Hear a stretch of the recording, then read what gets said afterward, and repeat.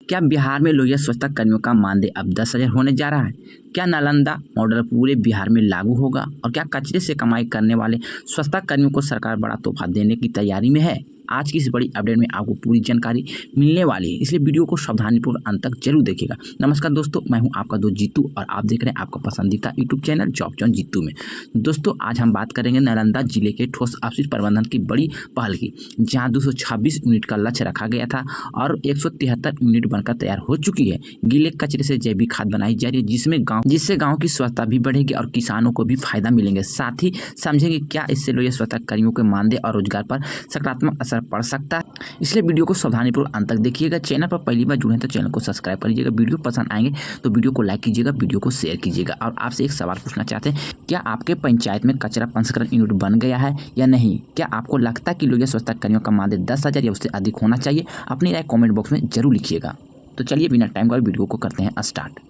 जैसा कि आप लोग मोबाइल के स्क्रीन पर देख पा रहे हो, ये जानकारी प्रभात खबर में प्रकाशित किया गया है, जो कि बिहार शरीफ नालंदा से न्यूज निकलकर आ रही है। लिखा गया, कचरे से कमाई और खेती को फायदा, नालंदा में ठोस अपशिष्ट प्रबंधन को मिली मजबूती, जो कि 226 यूनिट का लक्ष्य रखा गया था, जिसमें से 173 बनकर तैयार हो गया। स्वच्छ भारत मिशन और ग्रामीण लोहिया अभियान 2 के तहत गीले कचरे को नाडेप विधि से खाद में बदला जा रहा है, जिससे स्वच्छता के साथ किसानों को भी मिल रहा है लाभ। जो कि जानकारी देखिएगा 20 जून 2026 को ही प्रकाशित किया जिला कृषि कार्यालय नालंदा, जो कि यहाँ पे सारा जानकारी डिटेल से दिया गया है। लिखा गया है, स्वच्छ भारत मिशन ग्रामीण और लोहिया स्वच्छ भारत अभियान 2 के तहत नालंदा जिले में ठोस अपशिष्ट प्रबंधन को मजबूती मिली है।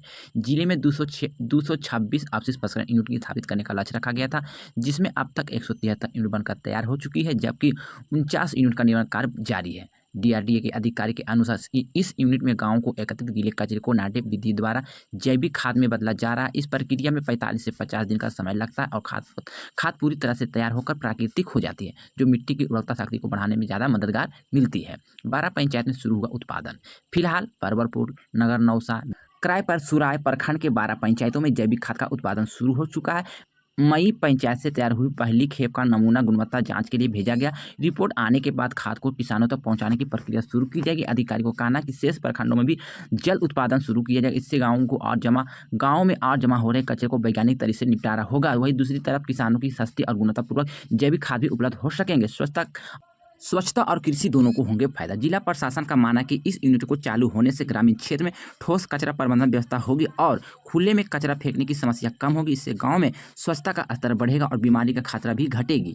कृषि के लिहाज में यह पहल किसानों के लिए फायदे साबित हो रही है। रासायनिक खाद की बढ़ती कीमतों और मिट्टी की घटती उर्वरता के बीच जैविक खाद खेती की लागत घटने के साथ साथ फसल की गुणवत्ता सुधार में मदद करेगी।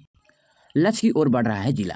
भारत मिशन ग्रामीण के तहत नालंदा को स्वच्छ और कचरा मुक्त जिला बनाने की दिशा में यह कदम अहम माना जा रहा है। जिला प्रशासन के निर्वाधीन में 49 यूनिट को भी जल्द पूरा करने का निर्देश दिया गया, ताकि सभी पंचायत में कचरा संस्करण की सुविधा उपलब्ध हो सके।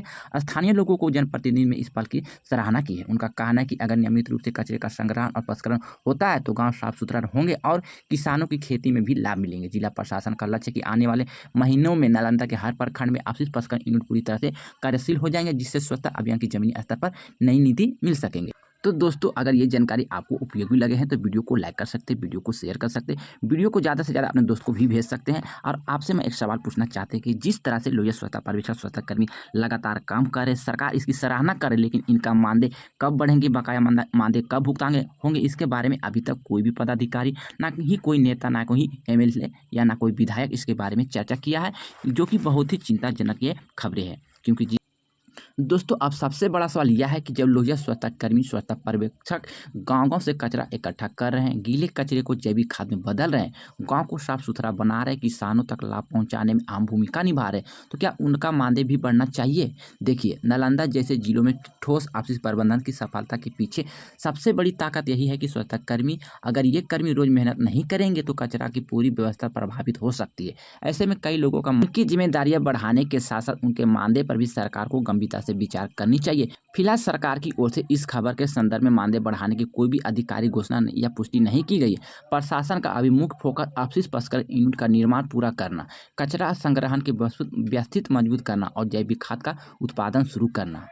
करना है। लेकिन सवाल यह है कि जब योजना का दायरा लगातार बढ़ रहा है, स्वच्छता कर्मियों का काम बोझ बढ़ते जा रहा है, तो क्या आने वाले समय में सरकार इनके मानदेय में वृद्धि पर विचार करेगी? इसका जवाब फिलहाल सरकार के किसी भी अधिकारी घोषणा या कैबिनेट निर्णय के बाद ही स्पष्ट होगा। अब अपनी राय जरूर बताइए, क्या लोहिया स्वच्छता पर्यवेक्षक, स्वच्छता कर्मी का मानदेय बढ़ना चाहिए या नहीं बढ़ना चाहिए? बढ़ना चाहिए तो कितना बढ़ना चाहिए? अपनी राय कमेंट बॉक्स में जरूर बताइएगा। अगर आपके मन में कोई सवाल, कोई सुझाव या कोई ऐसी जानकारी है जो आप हमें कमेंट बॉक्स में भी बता सकते हैं, जिससे कि अगली जानकारी मैं नेक्स्ट वीडियो में प्रोवाइड करा देंगे। तो दोस्तों, मैंने आपको सारा इन्फॉर्मेशन, सारा जानकारी बता दिए, फिर भी कोई जानकारी छूट गए, बोलने में मिस्टेक हो या कोई गलती हो गए तो आप अपना छोटा भाई समझ के क्षमा कीजिएगा।